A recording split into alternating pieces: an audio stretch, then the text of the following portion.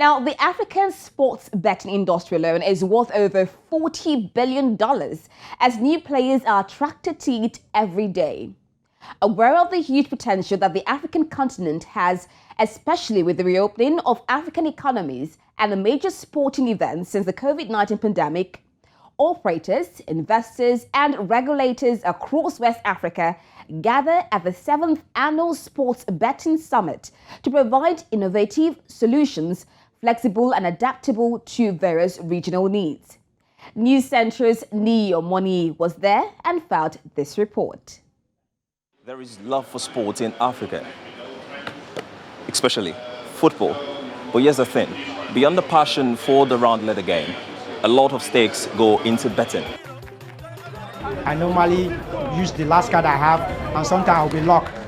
Luck will come by my side, and I'll use like 100 and win 50,000. And before you know anything, some of my bees, I'll use that money and start my bees. Gaming, especially sports betting, has become a trending issue, particularly among unemployed youth, as they see the trend as a new way of making ends meet. With the list of sports betting companies growing faster, investors, operators and providers across West Africa gather to maximize regional potential and overcome technical challenges affecting the betting industry in the African market. The customary tradition of bet shop gambling is one area stakeholders are hoping to improve with the use of technology. We all know that we have network issues in all Africa, not only in West Africa. Things are changing, things are becoming healthy, more partners are entering the market, more telecom technologies are entering.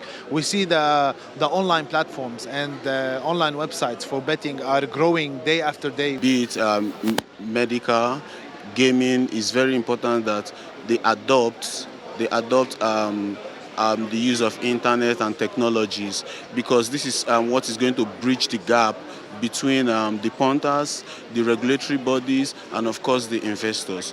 Contrary to some opinions that betting is for the unserious individual, providers believe it is a way to escape poverty without stress. If you are to base success on hard work, it doesn't work in this kind of digital dispensation. So you have to use your brains, and then if you think it's easy for you to just pick Man U to beat Chelsea, and you think it's just random, it's not random. Though risky, regulators affirm that the reward that comes with sports betting helps to assuage the risks. It's more about discussion on the regulation side, the trends in sports betting. It increased a very good revenue to our government, and of course, we have so many youths outside now, and there's no job. It creates a lot of job opportunity. Whether government likes it or not, people will engage in gaming. So for government to manage the society, to lower moral decadence, is to make sure that it creates that framework, that regulatory environment and process to ensure that we promote responsible gaming. Don't make it an habitual thing. It should be something that you do at leisure, at recreation, not something that you take as a job and you sit there and use your savings and all that to gamble. Well, one thing is sure.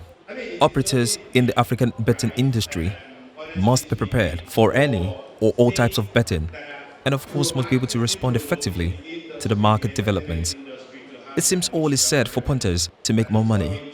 Niyi Omoniyi, reporting for News Central.